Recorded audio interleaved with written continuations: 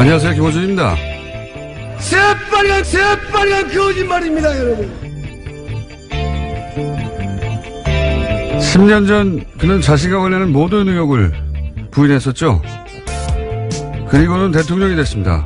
그렇게 많은 의혹들을 달고도 대통령이 될 수 있었던 건 사람들이 그의 말을 전적으로 믿어서였는가? 아니죠. 기꺼이 한 표를 던진 사람들도 사실 그의 말을 신뢰하지는 않았습니다. 하지만 상관없었죠. 그가 나를 부자로 만들어줄 것만 같았거든요. 내 부동산, 내 주식이 뛸 것 같았거든요. 내가 부자가 될 수 있는데 거짓말 좀 하는 게 뭐 큰 대수인가. 사람들은 그렇게 그가 아니라 자신의 욕망에 표를 던졌고 채워진 건 사람들이 아니라 오로지 그의 욕망뿐이었죠. 사람들은 사기를 당한 겁니다. 하지만 사기는 그 거래로 비정상적인 이득을 보려는 피해자들의 욕망 없이는 애초부터 성공할 수가 없죠. 사기의 피해자는 피해자면서 동시에 그 공범인 경우가 많습니다. 그가 드디어 포토라인에 서게 되는 오늘 이 말을 하고 싶습니다. 이명박은 혼자 이명박이 된 게 아니다. 이명박을 이명박 되게 한 모든 걸 돈으로 채워나고 나머지는 눈 감아버리는 우리 안의 이명박들, 그 저열한 이명박들을 이명박과 함께 보내자. 그래서 이명박 같은 자를 대통령으로 뽑는 나라가, 그런 천박한 나라가 다시는 되지 말자. 김어준 생각이었습니다.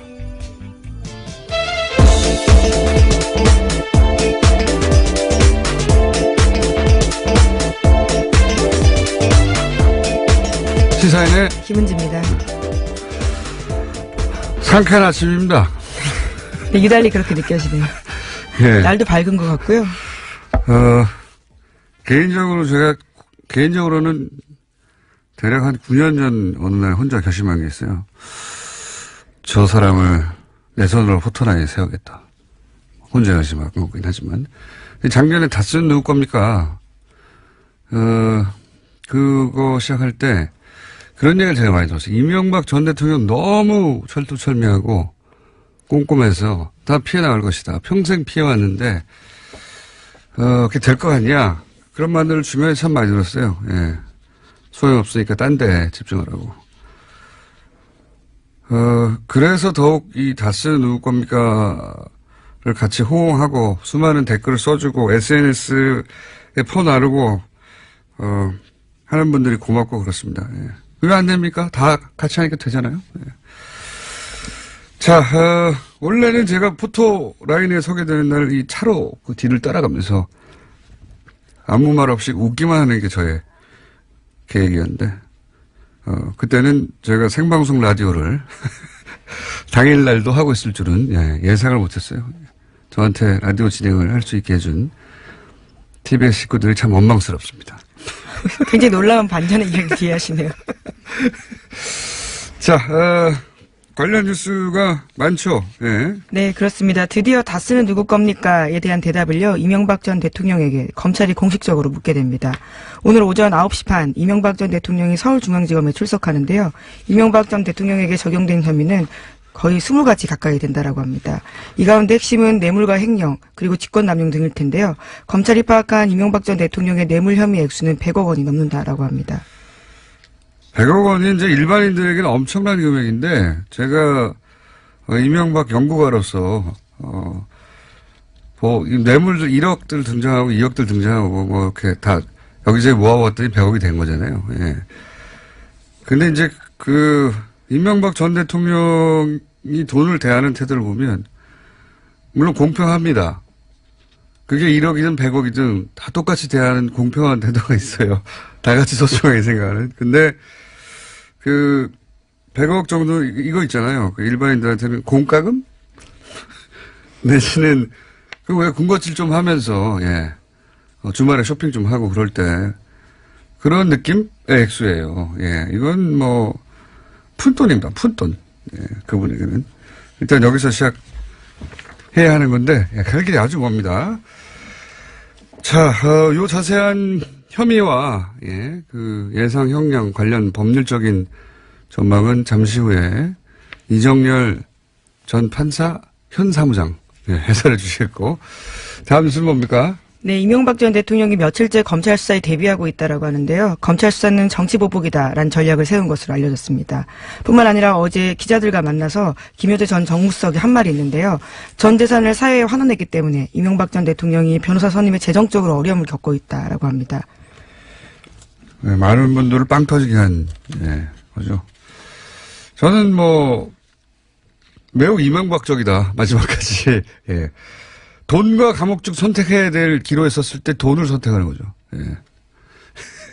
네, 서울시장 4년 동안 월급 한 푼 안 받았다. 변호인단에 매우 큰 돈이 들어가는데 어려움이 있다라고요. 어제 김효재 전 수석이 밝혔습니다. 이시영 씨도 예, 갑자기 평사원이 됐다는 거 아닙니까? 예. 네, 어제 저녁 채널A 보도였는데요. 이명박 전 대통령 소환 앞두고 그러니까 그제요. 갑자기 다스의 감사법무실 소속 평사원으로 발령이 났다라고 합니다. 또 다스 내부 조직도에서 이시영 씨 이름이 사라졌다라고 하는데요. 다스 내부에서는 고의적인 인사 강등이다라는 주장이 나오고 있습니다. 다스 측도 이에 대해서는 뚜렷하게 해명하지 못하고 있다고 합니다. 그러니까 이제 이시영 씨가 회사 모든 걸 장악하고 그런 게 아니고 뭐 이렇게 일이 어려워지니까 이시영 씨를 가능시킨 걸 봐라. 실세가 아니다. 뭐 이런 식의 이제 논리를 스스로 세운 거거든요. 이게 이 뉴스를 보면서 아 이제 모든 사람이 다 떠났구나. 머리가 이렇게밖에 안 돌아가는구나. 그러니까 이거 초등학교 대행이거든요. 예. 네, 초고속으로 전무로 승진한 바가 있습니다. 뭔가 이렇게 치밀하고 예. 통할 만한 대행이 아니라 나 지금 평사원이잖아. 아무 힘 없어. 이거 통합니까 이게? 지금 와서? 말도 안 되는 대응인데 주변의 사람들이 다 떠난 거예요. 네. 그래서 이제 자기 객관화가 안 되는 가운데 말도 안 되는 대응이 나오는 겁니다. 현재. 그런 상황입니다. 자, 관련해서 잠시 후에 자세한 혐의 다뤄보기로 하고요. 다음 뉴스. 예, 남북관계 관련된 소식도 빼놓을 수가 없습니다. 어제 서훈 국정원장이요, 아베 신조 일본 총리 만났습니다. 접견은 애초에 15분 예정되어 있었는데요. 그것을 훌쩍 뛰어넘고 1시간 5분 동안 이뤄졌습니다. 아베 총리는 비핵화를 전제로 북한과 대화한다는 것은 긍정적으로 평가한다면서요. 앞으로 한국과 긴밀히 협력하고 싶다라고 밝혔습니다. 뿐만 아니라 북한이 남북 정상회담에 이어서 북미 정상회담이라는 큰 담판을 해야 하는 만큼 이 기회를 단순히 시간 벌기용으로 이용할 것으로 보지 않는다라는 뜻도 밝혔습니다. 얼마나 궁금했겠어요. 어떻게 돌아가는지. 네, 북한과 관련된 자세한 내용들을 아주 많이 물었다라고 하는데요. 실세 9명도 함께 배석했다라고 합니다. 그러니까요. 우리가 서울 국정원장 갔더니 9명이 드드득 나와가지고 지금 어떻게 돌아가는 거냐고 묻는 거 아닙니까? 일본 관련 뉴스도 저희가 준비했습니다. 잠시 후에 전문가와 함께 이 문제 짚어보고요. 오늘은 또 4부에 중국 이야기도 또 합니다. 중국도 갔거든요. 네. 네, 중국 갔다가요 또 러시아도 갔습니다. 지금 가 있죠. 예, 네. 그리고 내일 귀국할 예정이고요. 정의용 국가안보실장 일정입니다. 그러는 사이에 미국에서 트럼프 대통령은 대표적인 대화파였죠. 틸러슨 국무장관을 해임했습니다. 네, 그렇습니다. 북미 정상회담 앞두고 외교안보팀을 개편한 건데요. 해임하고 후임인 측근인 마이크 폼페이오 CIA 국장을 지명했습니다. 그것도 트위터를 통해 가지고 발표하게 됐는데요. 틸러슨 장관이 북한과의 직접 접촉을 제안한 직후에 그런 식의 내용들을 썼습니다. 심지어 틸러슨 장관도요, 자신의 경질 소식을 트럼프 대통령 트위터를 보고 알았다라고 합니다. 네, MBC 보도에 따르면요. 굉장히 트럼프적이에요, 모든 게. 예, 트위터로. 이 공식적인 절차가 있지 않습니까? 미국의 국무장관 엄청나게 막강한 권한을 가지고 있거든요. 예, 전 세계를 다니는 예. 거죠. 국무장관을 해임하기 위한 절차가 있죠. 트럼프 대통령 머리에는 그런 게 없어요. 자신이 결정하면 끝나는 겁니다. 예. 해고. 그걸 트위터로 쓰고 국무장관이 트위터로 그걸 보고. 근데 저는 틸러슨 국무장관이 북미 회담이 북미 회담을 할 것이다 라고 말하는 순간 이 틸러슨 장관을 해임할 거라고 저는 생각했어요. 왜 그러냐면 트럼프의 기준은 단 하나입니다. 모든 영광은 나에게. 모든 영광은. 그러니까 북미 대화 된다고 하니까 그 틸러슨 장관이 그동안 노력한 것이 결실을 맺었다. 이런 식의 분석들도 있었거든요. 꽤. 보기가 싫은 거예요. 그 보기가 싫은 것이고, 일부라도 다른 사람에게 고기 가는 걸 견딜 수 없어 하는 거고요. 그래서 거꾸로 저는 이 경질이 북미 회담이 성사될 가능성이 거의 확정적이다라고 보여주는, 이제 트럼프 대통령에게 감정이입해서 세상을 보자면, 북미 회담이 이루어졌을 때 그 영광을 조금이라도 나눠 먹는 사람은 용서할 수 없어. 내가 다 먹을 거야 이거거든요. 본인이 모든 걸 지고 가겠다는 뜻으로 봐야 된다는 거죠. 그러니까 모든 건 나 때문에 일어난 일이라는 거죠. 예, 틸러슨이든 누구든 조금이라도 옆에서 그리고 미국 언론들이라든가 이런 사람들이 오랜 세월 트럼프가 그 강경 대응할 때 틸러슨이 끊임없이 대응한 덕이다. 이런 얘기가 나오는 건 견딜 수가 없는 겁니다. 네. 그래서 하는 얘기는 북미 대화가 정상회담 성사되었을 때 생각하는 거죠. 이거 딴 사람이 가져가면 안 된다고. 예. 대단히 트럼프적이고 당연한 해고라고 봅니다. 저는. 예. 그리고 거기에 거꾸로 강경파를 심어둔 거 아닙니까? 이 강경파가 이런저런 어려운 이야기 할 때 본인이 다 해결하는 거죠. 예. 지구를 구하는 거죠. 매우 트럼프적인 경질이라고 봅니다. 자, 다음 뉴스는요. 네, 경찰 댓글 관련 문건이요 또 나왔다고요. MBC와 경향신문이 보도했습니다. 다음 아고라, DC인사이드 같은 인터넷에 친숙한 사이트조차요 종북 사이트로 분류했다라는 건데요. 게시글의 내용에 따라서 핵심 세력, 동조 세력, 불만 세력으로 나눠 감시했습니다. 지난 2011년 10월달 경찰청 보안과에서 작성된 문건에 따른 내용입니다. 이건 이제 단순히 댓글을 다는 걸 넘어서 경찰이 댓글을 달았다고 하는 것도 좀 충격적인 거지만 그것도 그 규모도 뭐 2천여 명 가까이 경찰 그리고 7만 명 정도의 보수단체 회원들을 활용하려고 했다는 건데 근데 이게 어떻게 하다가 문건이 나온 거냐면 그 소위 블랙팬, 레드팬 일반인 네티즌들을 상대로 끊임없이 괴롭히면서 인터넷상에서 그런 여론을 조성하지 못하게 주저앉히는 역할 그 문건이 나온 적이 있지 않습니까? 네, 그렇죠. 그 기무사 발표를 따라서도 네. 나온 바가 있습니다.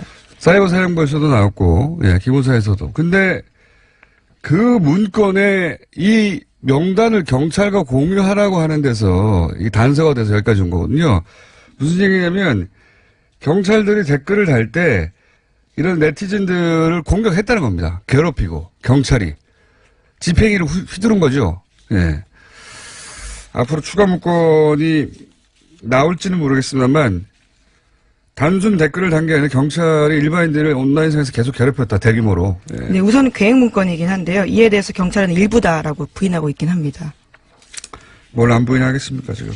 자, 그리고 그 문건 이후에 실제 사이버 안보 신고 요원 뭐 이런 식으로 예, 운영하려고 했던 얘기 또 나왔죠. 예. 네, 관련된 문건이 또 나온 건데요. 이 시기도 눈길을 끕니다. 대선을 앞두고 있는 2012년 2월 달인데요. 경찰청 보안국에서 만든 문건입니다. 보수단체 회원 여론 대응 요원으로 선발 시도하려고 했다라는 건데요. 임무는 비공개 커뮤니티부터 게임이나 일상생활 커뮤니티에서 활동하면서 이른바 안보 위협 요소에 색출을 하라라는 겁니다. 그러니까요. 처음 나온 문건은 그 전에고요. 그 전에는 계획일 뿐이었다고 변명했거든요. 또 문건이 나온 거예요. 그 다음 해에 일종의 운영계획, 실행계획이었죠. 이제 이렇게 문서만 작성하고 또 안 했다고 그러겠죠. 예. 네, 경찰은 그렇게 밝히고 있습니다. 문건은 계획에 불과하고요. 실행되지 않은 것으로 파악하고 있다라는 건데요. 우선 내부적으로 수사단이 꾸려지긴 했습니다. 어디까지 밝혀질지 모르겠는데, 예. 저는 뭐 제보자들이나 이제 내부 고발자들이 나오겠죠. 예. 나라가 완전히 뭐. 네, 뿐만 아니라 당시 경찰청장들도요, 모두 다 지시하지도 보고받지도 않았다라면서 부인하고 있긴 합니다. 경찰, 국민을 보호하라고 있는 모든 조직, 군, 경찰, 국정원, 모두가 다 국민들을 괴롭히고 있었던 거예요. 감시하고. 말도 안 되는 거, 다 잡아드려야 됩니다, 저는. 이 2,000명이라고 치죠. 2,000명이 사이버 다 그 수사받고 또는 뭐 벌을 받으면, 그럼 경찰은 사이버 수사는 어떻게 하냐, 뭐 이런 얘기 할 수 있어요. 사이버 수사 6개월 못 해도 됩니다. 다시는 이런 일이 없도록, 예. 관련자는 모조리 다 처벌해야 된다. 친일파가 그 논리로 넘어가가지고 아직도 그 문제를 해결하지 못하고 있는 거군요. 다시는 못하게 해야 된다, 이런 것도.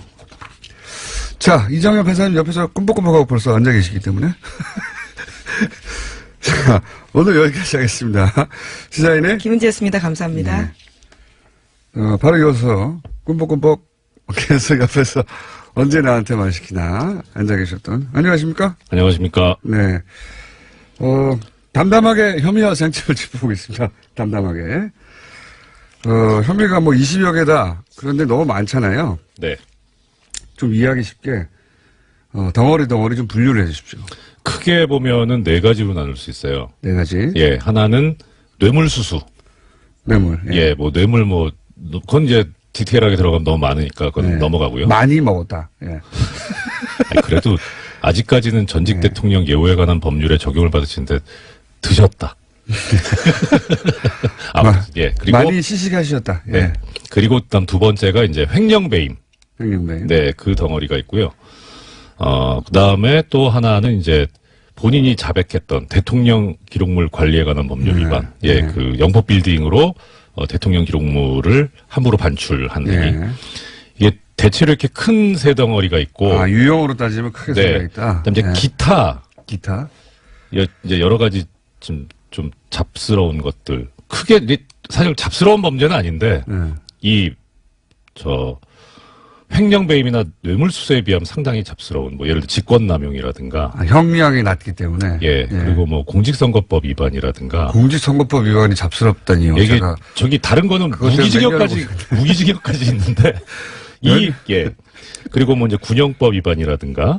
예. 그런 것들. 그 다음에, 지금 아직까지 드러나고 있지는 않은데, 쟁점 중에 하나가 지금 다스의 실소유자가 누구냐와 관련해서 이어질 수 있는 게, 다스의 실소유자가 이명박 전 대통령으로 밝혀지는 경우에는 당연히 따라오는 게 이제 BBK거든요. 그렇죠.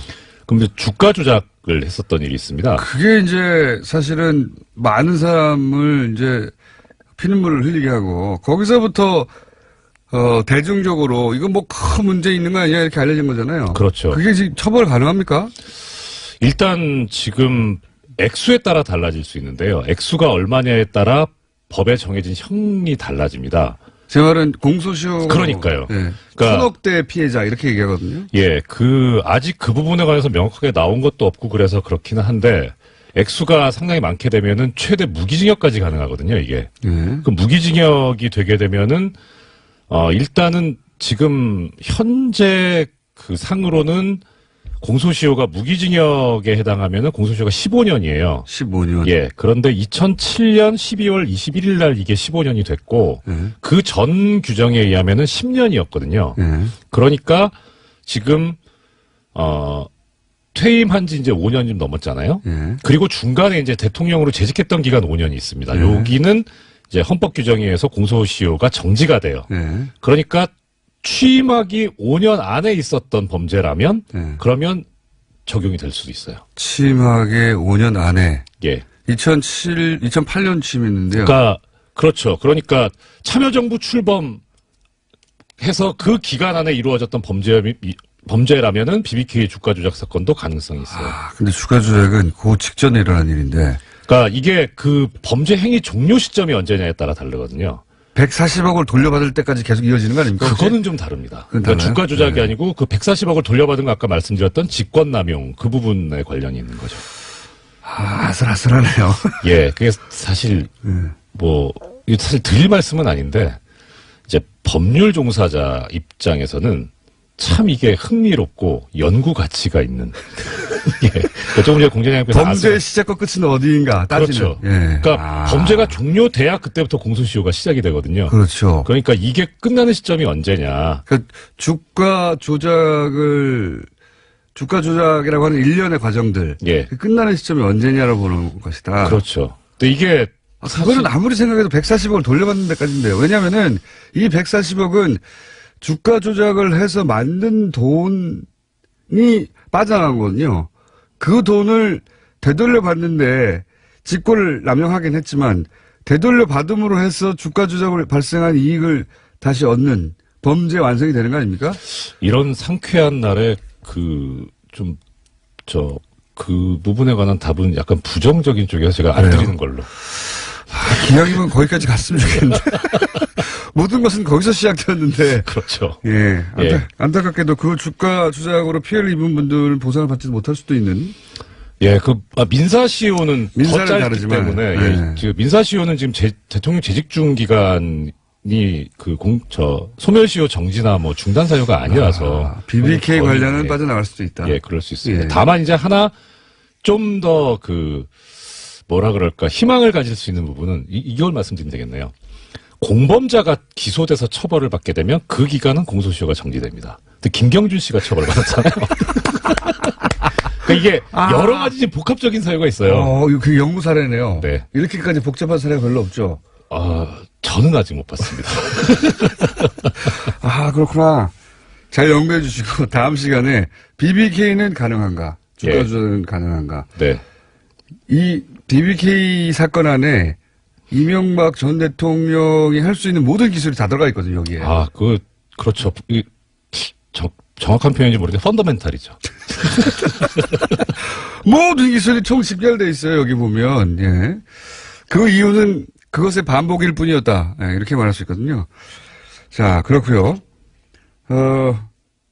지금 총 한 20여 가지 된다고 하는데 이제 크게 나누면 3가지 정도 되는 거고요. 그러니까 기타까지 4가지. 기타. 네. 기타는 다른 참 사람들은 많습니다. 보통 네. 그 기타의 한두 건으로 이제 그것만 해도 지금 실형 선고사안이 네, 있는데.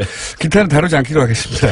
다루지 않겠고 가장 큰 덩어리. 예. 네, 오늘은 간략한 정리니까 사실 후토라인 쓰고 나면 뉴스가 더 많이 나오거든요, 이제. 예, 하나 애청자 여러분들께 참고로 말씀드리고 싶은 거는 지금 공장장님하고 나눈 대화에 들어가 있는 혐의 중에 사자방은 빠져 있습니다. 그렇죠. 예. 그게 가장 큰 문제죠. 이건 제가 항상 드리지만 용돈 수준이고요, 이건. 용돈. 그때 공과금, 전기세 얼마야 할 때 이게 그 정도 느낌이군요, 일반인들한테. 예? 차비, 뭐 이런 느낌이고, 실제 이분이 이제, 배부르다.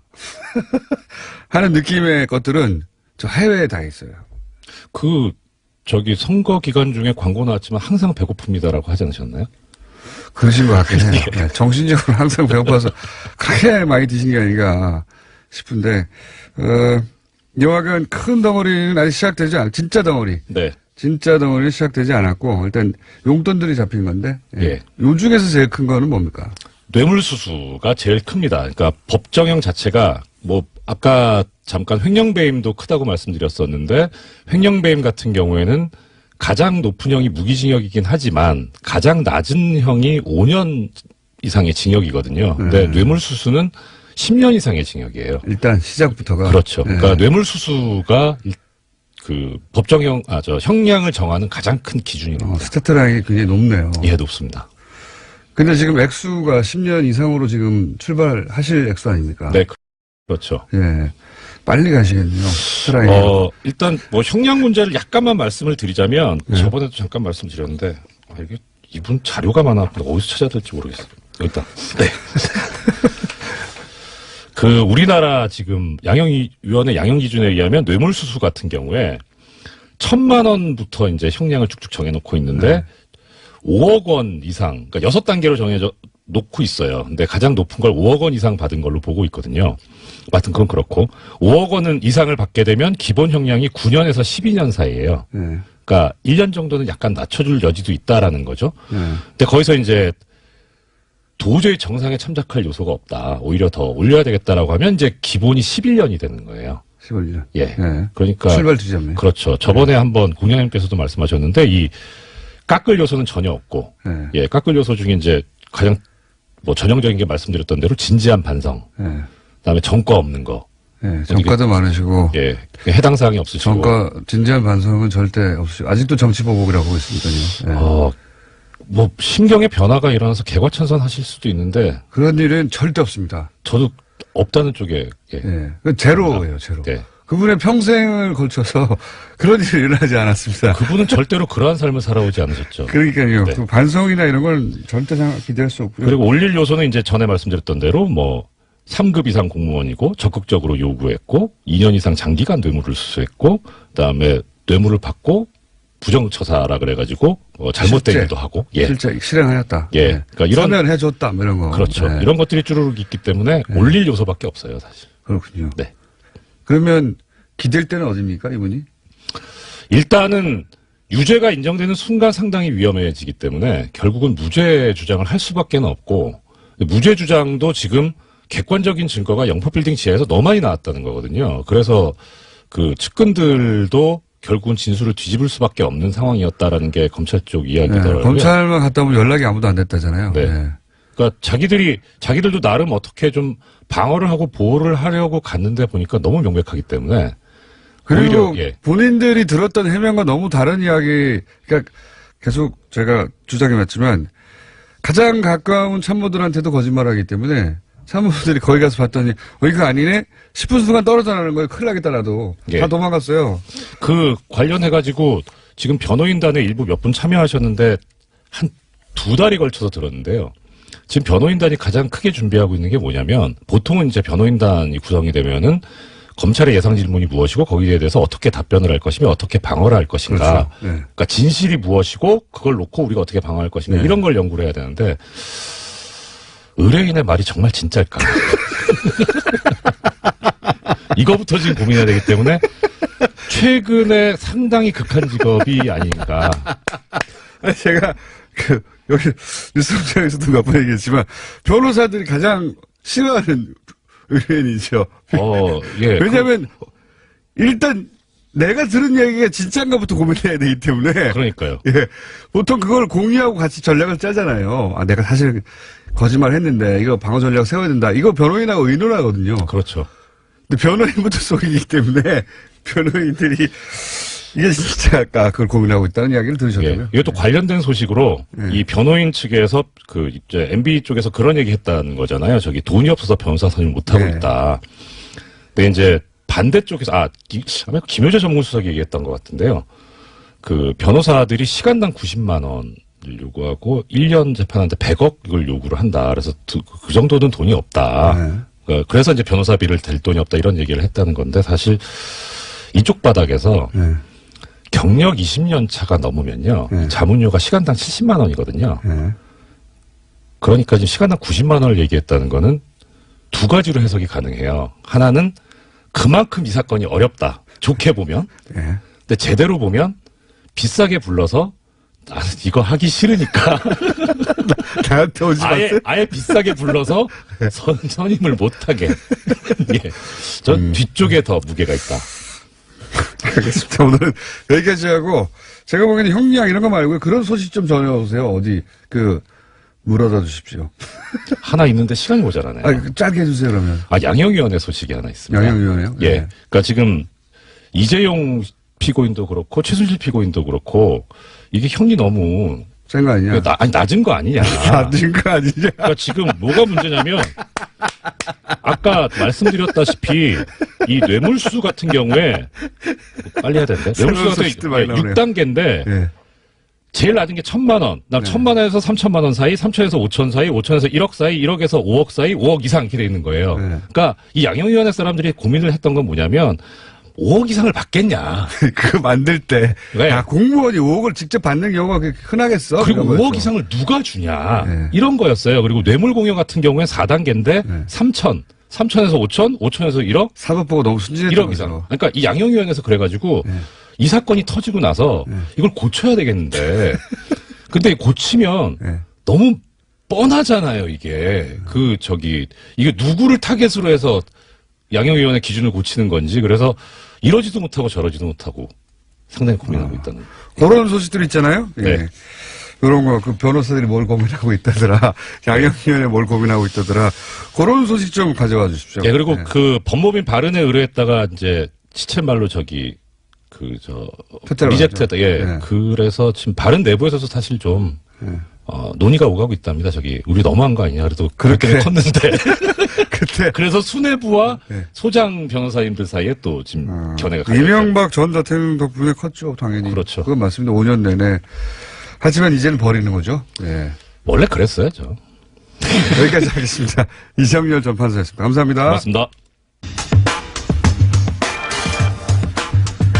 남북 정상 그리고 북미 정상회담 소식이 전해지자 일본이 크게 당황했다는 뉴스들 많이 들으셨을 겁니다. 오늘 전문가 직접 모시고 이 상황 좀 짚어보겠습니다. 일본 게이센 여학원대 이영채 교수님 오늘은 스튜디오에 직접 나오셨습니다.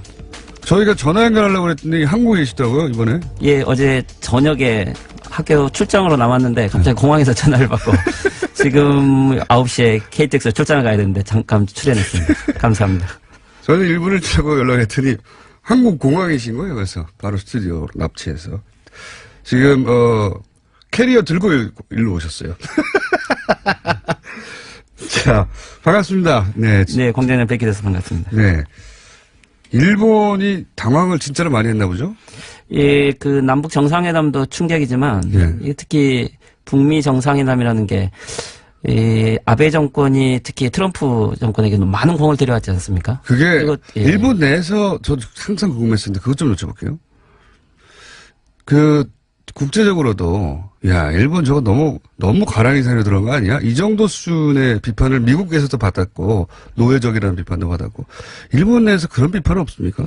일본의 어떤 안전보장이라는 것은 뭐 동아시아 국가들과 친구 사이였으면 문제가 안 되는데 동아시아에서는 고립돼 있었기 때문에 일본, 한국 다 사이가 나쁘죠. 그렇죠. 그래서 이제 미국에게 일관되게 가는 게 그렇죠. 네. 일관되게만 하는 것이 어떻게 안전하다고 생각한 거죠. 그래서 그런 정도도 우리가 참아내야 된다는 게 보편적인 일본 인식입니까?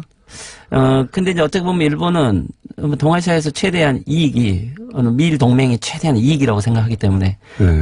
부터 미국에 어떻게 보면 추종적으로 보일 정도로 하지만은 일본에서 의견이 좀 달라요. 일본은 어떻게 보면 일본의 자주 외교를 확보하고 있고, 일본의 자위대로 군대를 만들려고 하고 있는 평등한 관계를 만든다고 생각을 하지, 미국 내에서나 해외에서 보는 입장처럼 일본 내에서 일관되게 추종되어 있다라는 여론은 그렇게 만들어지지 않아요. 일본 내에서는 이것밖에 길이 없다 이렇게 받아들이는 거군요. 어떻게 보면 그런 측면도 있죠. 네, 그래서 제3국에서 보면 야 이거 너무한다 야 자존심 다 버리고 뭐 골프채 들고 뛰어다니고 혼자 자빠지고 뭐 이런 게 됐습니까? 아베 총리?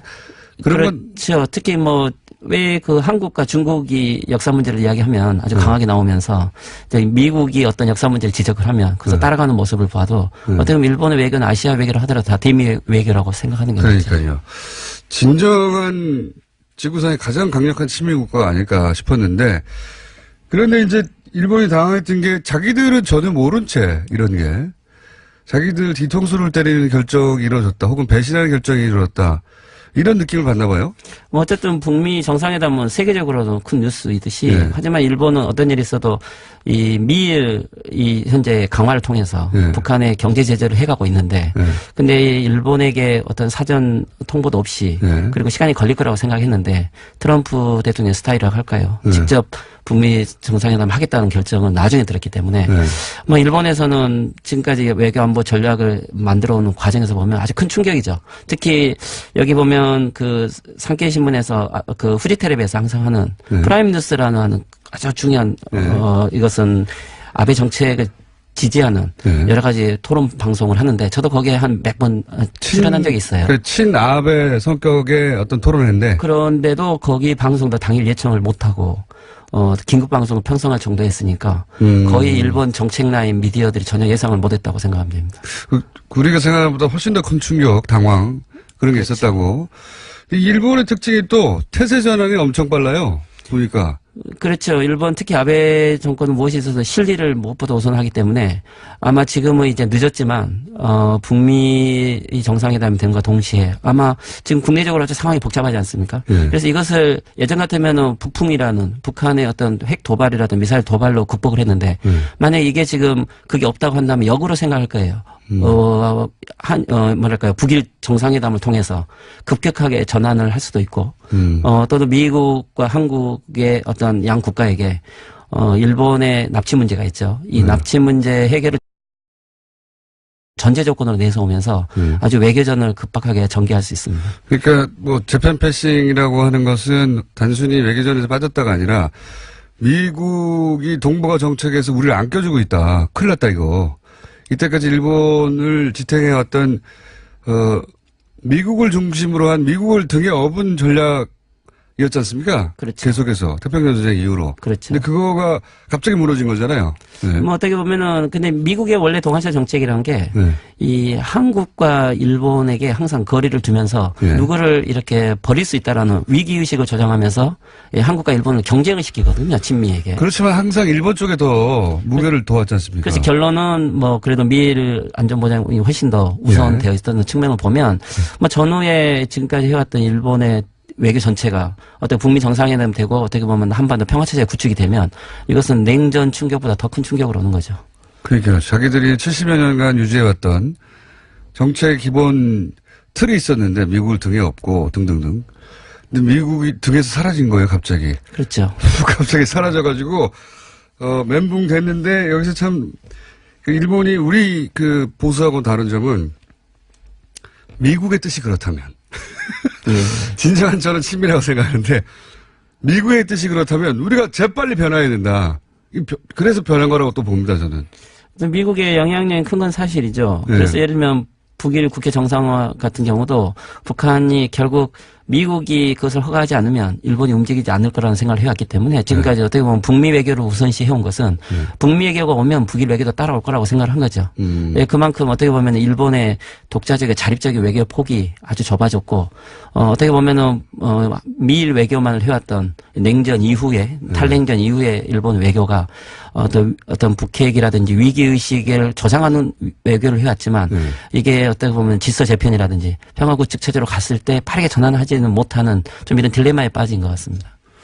그러니까요. 그동안은 북한이 위험하다고 해서 지지율을 지탱해 왔는데 북한이 안 위험해져 버리면 뭘로 먹고 사나 이런 고민. 그렇죠. 네. 아베 정권이 등장한 2012년 이후에 이상하게도 아베 정권이 위기에 빠지고 선거 직전이면 항상 북한 핵실험이라든지 미사일 발사가 있었어요. 그래서 일본에서 아베 내각이 몇 번 이거 넘어갈 위기가 있었는데 항상 북한의 도움으로 이게 벗어나기 때문에 일본 시민단체들이라든지 많은 분들하고 이야기를 해보면 야 이거 아베의 가장 큰 친구는 이거 김정일, 김정은 아니냐 이런 정도로 네. 아주 미묘한 시기에 적절한 반응을 했죠. 거래가 있었던 거 아닌가. 글쎄요, 그것은 이후에 외교 이후에 확인을 해봐야 되겠지만. 혹은 일본의 정보망이 요때쯤이면 실험 있을 것 같으니까 그때 우리가 해산하고 다시 선거하자 이렇게 한 게 아닐까 거꾸로 싶을 정도로 딱딱 맞아요. 예. 글쎄 우리도 나중에 보면 북풍을 여야 상관없이 어떻게 네. 보면 활용한 건 사실이지 않습니까? 네. 예, 그래도 일본 정치도 역시 북풍이라는 것은 중요한 요소인 것 같습니다. 우리보다 더 중요한 것 같습니다. 아베 내각에는 특히 중요했죠. 네. 아베레메.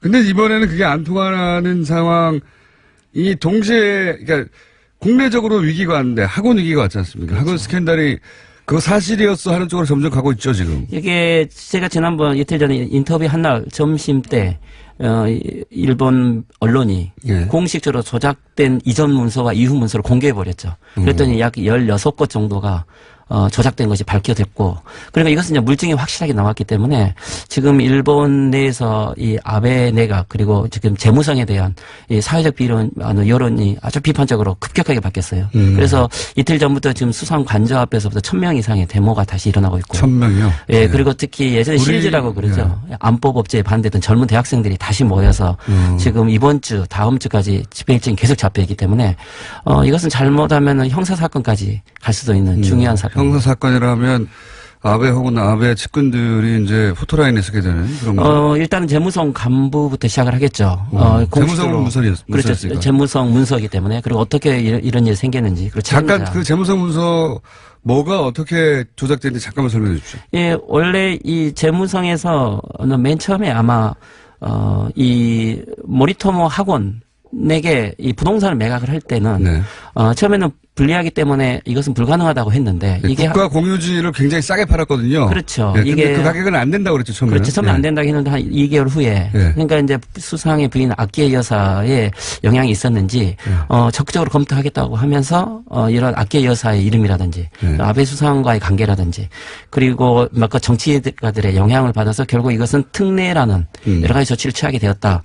이런 내용들로 문서가 공식으로 결재가 났는데 근데 이제 이게 언론에 리크가 돼가지고 국회에서 점점 질문을 받게 되니까 질문을 받는 작년 그 기간에 이 문서에서 그런 아베 아키의 수상의 부인의 이름이라든지 관련자 이름을 다 삭제한 거죠. 그러니까 그리고 특례라는 남아에도 다 이름도 삭제를 한 거죠. 정상적인 거래처럼. 그렇죠. 네. 그런데 이제 그 문서를 국회에다가 제출해버렸기 때문에 네. 어떻게 보면 문서 조작을 해서 국회에 제출하고 은폐까지 한 상황이 된 거죠.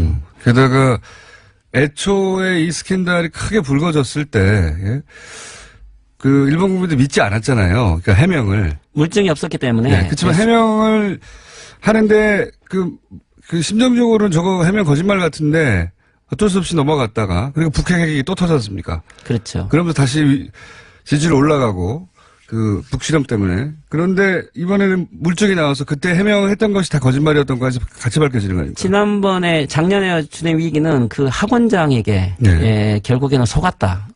단순히. 수상의 부인이 속았고 네. 사기꾼이었다라는 논리로 이것을 넘어가려고 한 거죠. 그리고 그때 이제 총선거를 했을 때 예, 북한이 핵실험을 했기 때문에 네. 이것은 국난이라는 큰 표현을 통해서 예, 국가 안전보장을 위해서 아베 수상을 지지해야 된다라고 된 건데 이번에는 물증이 나와버렸고 네. 그리고 국난은커녕 남북 정상회담과 북미 정상회담이 동시에 진행되고 있기 때문에 국내적인 위기 상황입니다. 예, 그죠? 아마 아베 내각 이후에 최대의 위기이고 어떻게 보면 일본 우익 세력들에게 있어도 최대 위기인 것 같아요. 빠져나갈 구멍이 없어져 버린 거 아니면 양쪽 다. 지금은 이제 점점 어떤 큰 돌파구를 찾기가 어렵기 때문에 지금 했던 방식은 사카와라고 하는 당시의 재무 담당관, 네. 지금은 전 국세청장이죠. 이분은 일단은 사임을 시켜고 그리고 내부를 일단 아소 재무상을 중심으로 어떤 상황인지 알아보겠다. 즉 일부 관료들이 충성 경쟁을 한 거다. 다시 알기 쉽게 하면 보스의 부인이 위기에 빠졌기 때문에 일부 관료들이 충성을 했다라는 식으로 지금 끊어내려고 하는 거죠. 지금은 이제 부인 스캔들처럼 보이는데 부인 혼자 이게 됩니까? 안 되잖아요.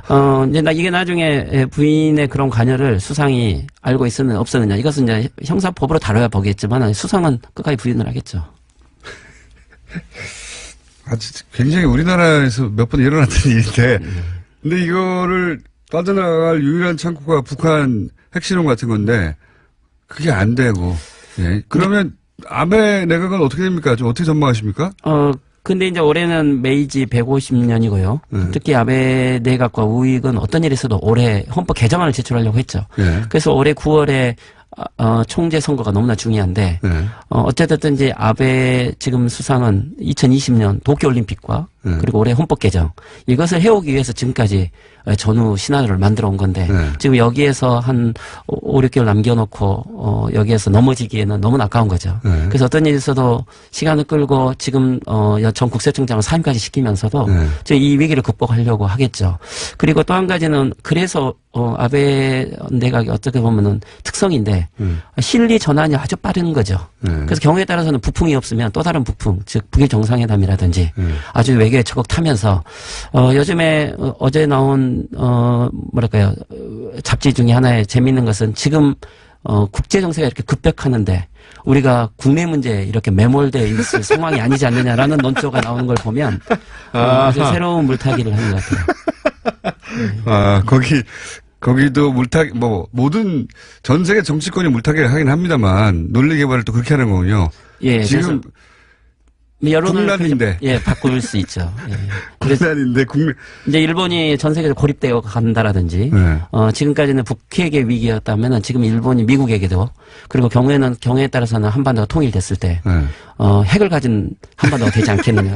그랬을 때 일본은 고립되지 않느냐라는 부분 속에서 지금은 오히려 더 국론을 통일해야 된다는 논리로 바꿀 가능성도 있죠. 네. 국론 분열을 하면 안 된다는 우리가 수십 년 동안 들어왔던 그 논리를 그게 일본에 수입된 거라고 생각했었는데, 우리 요즘 그런 얘기 안 하거든요. 국론 분열 이런 얘기 안 하는데 거긴 또 써먹고 있네요. 어떻게 보면 그렇죠. 우리나라 정치 스타일이나 경제 구조가 일본의 영향을 많이 받았기 때문에 그런 많은 유산들이 남아 있고요. 근데 이제 우리는 시민의 힘으로 그런 구조들이 많이 바뀌었지 않습니까? 하지만 일본 사회는 매 적시기마다 그러한 찬스는 있었지만 이게 다 항상 은폐돼 버리고 또 그것을 없었던 것처럼 흘려버렸기 때문에 이게 지금 쌓일 대로 쌓여온 거고 지금 이번에 하나의 특성은 이 문제가 두 가지의 요소가 개입된 거예요. 하나는 언론이 아주 집요하게 지금 물고 늘어진 건 처음이거든요. 아하. 그리고 또 한 가지는 이런 자료가 왜 나왔을까? 이것은 네. 관료들이 폭로를 하고 있는 거죠. 그러니까요. 그러니까 일본의 이 관료 사회는 아주 신뢰가 있는 사회였는데 네. 지금 정치가들이 관료 사회를 장악하고 있는 거죠. 특히 아베 내각에는 관료 아하. 인사위원회를 가지고 모든 관료들을 따라오도록 만들었는데 관료 사회의 저항이기도 하군요. 그렇죠. 이게. 그러니까 이 관료들이 보기에도 이것은 너무 심하다. 그래서 지금 관료의 차관급, 국장급이라고 하면은 아주 일본에서는 동경대 법대를 졸업한 최대 엘리트들인데 이들이 지금 여러 형태로 폭로를 했었던 거고 이번 자료도 문서가 나왔다는 것은 결국은 누군가가 그렇죠. 그 문서를 넘겨준 거죠. 어허. 그 관료 사회도 시민 사회도 또 일본으로부터도 미국으로부터도 아베가 위기에 직면해 있다. 오늘 여기까지 하는데 언제 돌아가십니까? 예, 저는 3일 후에 돌아가는. 가시 전에 한 번 더 납치해서 모시려고 저희는 계획 중입니다. 오늘 여기까지 하겠습니다. 게이센 여학원대 이영채 교수였습니다. 감사합니다. 네, 감사합니다.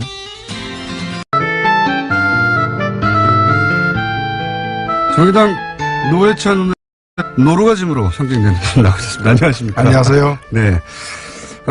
지금으로부터 1시간 반 후면, 예. 이명박 전 대통령 포토라인에 서게 됩니다. 근데 2분만은 포토라인에 쓰지 않을 거라고 예상하셨던 분들이 많아요. 네. 죄가 없어서가 아니라 워낙 잘 빠져나왔기 때문에 그동안. 네. 그죠?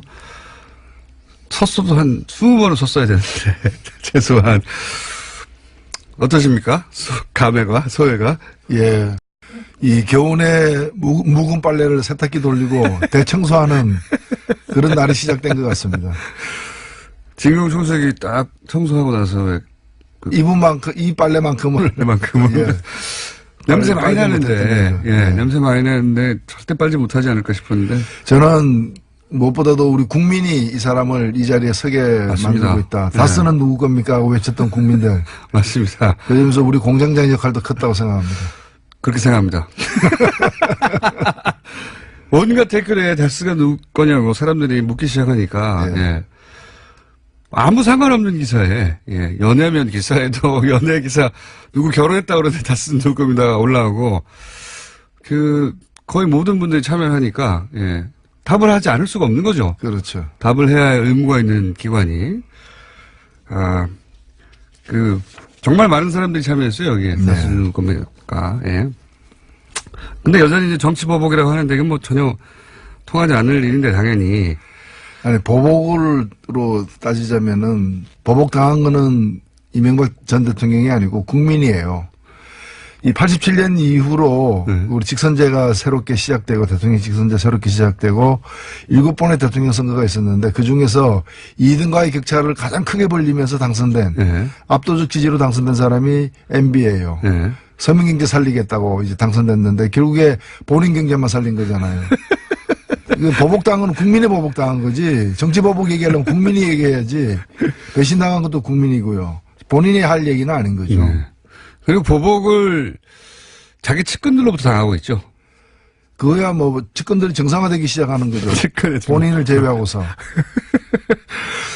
저는 이제 검찰과 싸웠다기보다는 자기 측근들하고 싸우고 있는 양상입니다. 측근들이 다 돌아서 가지고 다 손가락을 이명박 전 대통령을 향하고 있기 때문에 검찰 수사하기 아주 편했을 것 같아요. 앞으로 이제 들어가게 되면은 흔히 그동안 얘기해왔던 사자방까지 포함해서 예. 4대강 자원외교 방산비리 예.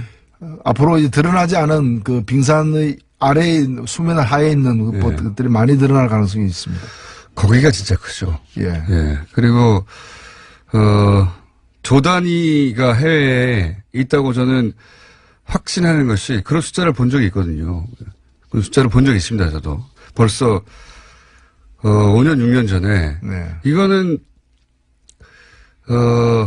결정적 제보자와 함께 터져나오기 시작할 것이다. 예. 그게 이제 뭐 라디오인 뉴스공장에 오지는 않을 것 같은데 틀림없이 큰 뭐 지상파 뉴스 혹은 뭐 JTC 같은 곳에 그런 제보자들이 나타날 거라고 봅니다. 저는. 예. 큰 숫자들이 조단위 숫자가 터지기 시작. 이제 검찰 수사로 이제 신병 처리가 되게 되면 더 가능성이 높아지게 되는 거죠. 그러니까요. 예. 그때 제가 보기에는 이상득 전 의원의 아들 이지영 씨 예. 또는 사위 뭐 이런 이름들이 같이 등장할 날이 머지 않았다.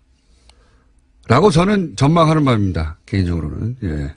예, 저도 가능성이 높다고 봅니다. 그러니까요.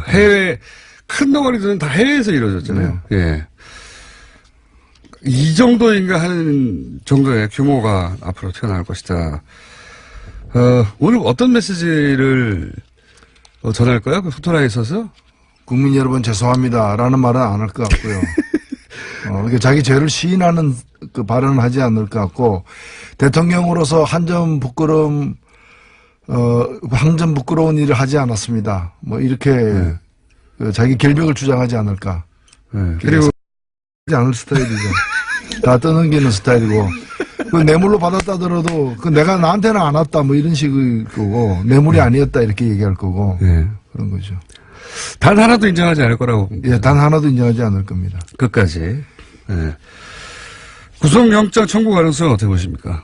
매우 높다고 생각됩니다. 왜냐면은 일단은 본인이 자기 죄를 시인하지 않기 때문에 그렇죠. 예. 이거는 증거인멸 도주 우려가 있다고 봐야 되는 것이고, 그다음에 뇌물 액수 자체가 정상적인 어떤 이 경우라면은 구속해야 되는 반드시 해야 되는 지금 뭐 드러난 것만 들어도 100억을 넘어서고 있기 때문에 뇌물 액수가 이거는 구속감입니다.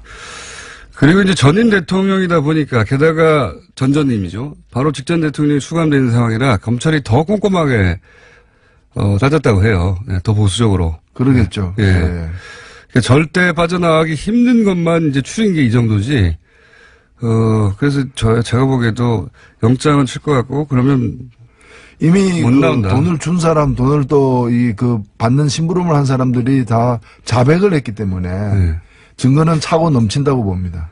게다가 뭐 삼성도 물론 저는 사면 때문에 해준 건 아니라고 보지만 어떤 돈을 뇌물을 준 건 인정했지 않습니까? 이걸 형식까지 갖춰가지고 그 변호인들의 조력을 받아서 자수술한 이름으로다가 정확하게 이제 이명박 대통령에게 준 돈이다라는 걸 시인을 했기 때문에 그걸 갖다가 그 돈을 줬을지 몰라도 나한테 준 게 아니라 그 다스, 내 소유가 아닌 다스를 위해 쓴 거다 그런 식으로 발표하기 힘든 거죠. 그러니까요. 이명박 대통령 때문에 준 돈이기 때문에. 아예 특정해가지고 대통령에게 준 돈이라고 삼성의 전 부회장, 이학수 부회장이 인정을 해버렸기 때문에. 그게 60억이나 되는 거니까. 예, 그거 하나만 해도 가는 거죠. 그렇죠. 예, 빠져나가기 어렵습니다.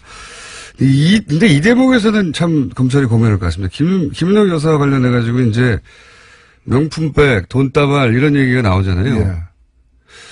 부부가 동시에 그 법적 처벌을 받거나 하는 경우는 법이 금지한다기보다는 인지상정상 우리가 안 하지 않습니까, 잘. 근데 인지상정 안 하는 건 신병 처리만 그렇고요. 둘 다 구속시키기가 좀 그러니까요. 경우에 한 명만 구속시킨다거나 이런 예는 있습니다.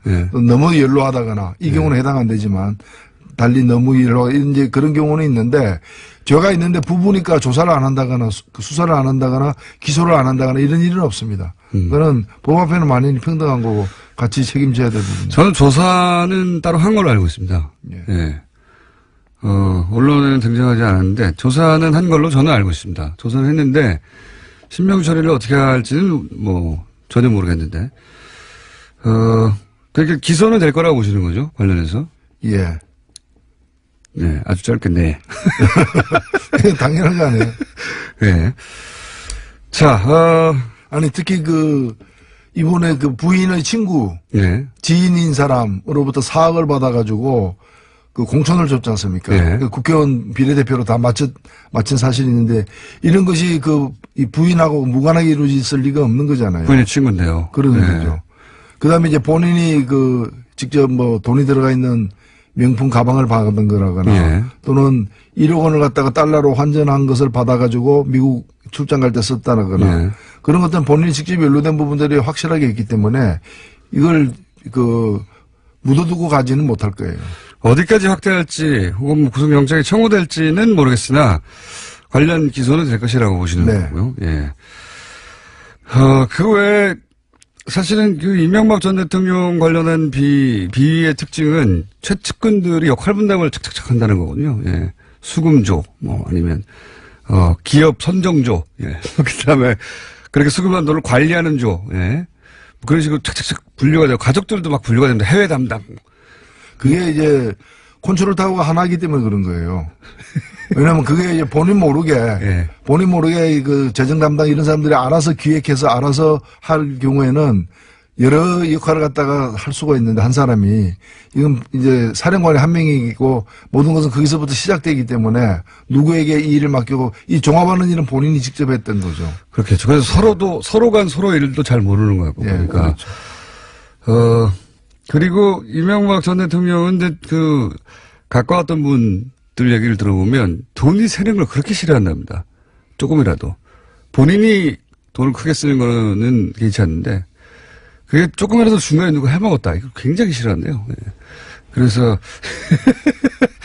역할 분담을 확실히 하고 겹치지 않게 하고, 예? 서로 믿지 않게 만들고, 그렇게 한 게 아닐까. 가족들도 다 역할이 있더라고요.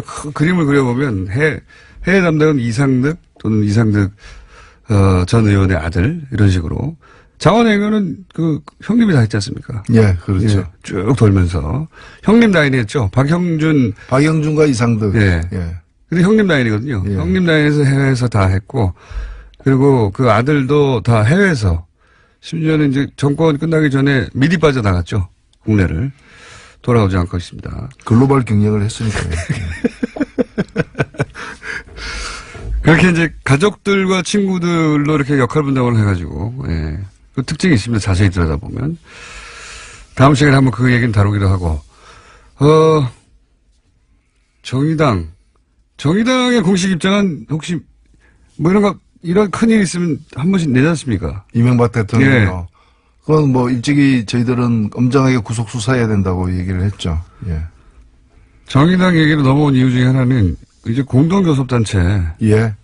예, 이거, 흥미로운 시도이다. 예, 이런 말도 많았는데 결국 하기로 했어요. 일단은 뭐 최종 결론은 안 났지만 저희들이 네. 적극적으로 의원단 한다. 총회에서는 네. 하는 방향으로 결정을 하고 당내 이제 절차를 밟고 있습니다. 정의당, 그러니까 현실 정치인들은 당연히 그런 모색을 해야 되는데, 정의당의 평당원 지지자들은 또 의견이 다른 분들 꽤 있었을 거 아닙니까? 어땠습니까? 여론이 대체로? 특히 이제 정의당 내에서 예를 들면은 민주평화당과 치열하게 경쟁을 하고 있는 예. 그런 지역에서는 예. 사실은 굉장히 당황스러운 그렇죠. 그런 상황이기도 하죠. 지방선거 준비하던 분들. 그다음에 민주평화당의 일부 의원들의 과거의 노동 문제라거나 이런 데 대한 어떤 그 철학이나 이런 걸 네. 보면서 상당히 거리감을 느꼈던 예. 그런 이제 노동계라거나 이런 데서도 그 같이 해도 되느냐 이런 걱정이 많은 건 사실입니다. 네. 그래서 정의당 내에도 다양한 생각들이 있는 것이고요. 그래서 지금 치열하게 토론을 하고 있는 중이고 일정한 절차를 거쳐서 어떤 방향으로든 힘있게 하나로 결정을 내릴 겁니다. 그런데 이제 적극적으로 검토하는 쪽으로 이제 방향을 잡은 거 아닙니까? 예, 저는 뭐 그런 문제들이 없는 건 아닌데 네. 충분히 그건 제기할 만한 문제라고 생각되지만 그러나 좀 더 크게 넓게 보자면은 이번 경우에는 하는 것을 선택해야 된다. 공동교수단체를 이루는 것이 뭐 당을 위해서도 그렇고 또 더 큰 뭐 이 촛불 이후의 개혁 진영에 힘을 실어주는 의미에서도 네. 뭔가 원내교수단체에서 2대2가 되니까 그렇죠. 그런 점에서도 뭐 민주당과 이 민주평화당과 정의당이 서로 앞으로 협치해야 될 협력해야 될 일이 많은데 한편으로는 협력하고 한편으로는 경쟁도 하겠지만 그렇죠. 협력해야 될 일이 많은데 그걸 더 공고히 할 수 있다는 그런 기회가 생긴다는 점에서 선택하는 것이 맞다고 봅니다. 대표님이나 예. 예, 또는 뭐 심상정 의원이나 현역들은 비슷한 생각입니까? 적어도? 현역들 내에서도 좀 생각이 다른 분도 있는데 다수는 예. 다수 현역 의원은 같은 생각입니다. 다수 의원이라고 하면 몇 분 안 되지 않습니까? 몇 분 안 되지만 그래도 다수는 다수죠. 그 내에서 다수죠. 그러면 상대적인 거니까. 예. 반대하시는 분은 누군가요, 그러면? 예? 몇 분 안 되는데. 아이고, 이름까지 금명할 건 아니고요. 공동교섭단체가 되면 원내대표도 두 분이 될 수는 없잖아요, 그런 경우는. 한 각 분이잖아요. 당의 원내대표는 그대로 있는 것이고, 네. 다만 공동교섭단체에 등록하는 예. 원내대표는 한 명 등록해야 되겠죠. 그걸 누가 하냐가 지금 최후의 관건 아닐까요? 예, 잘 협의해서 정하겠습니다.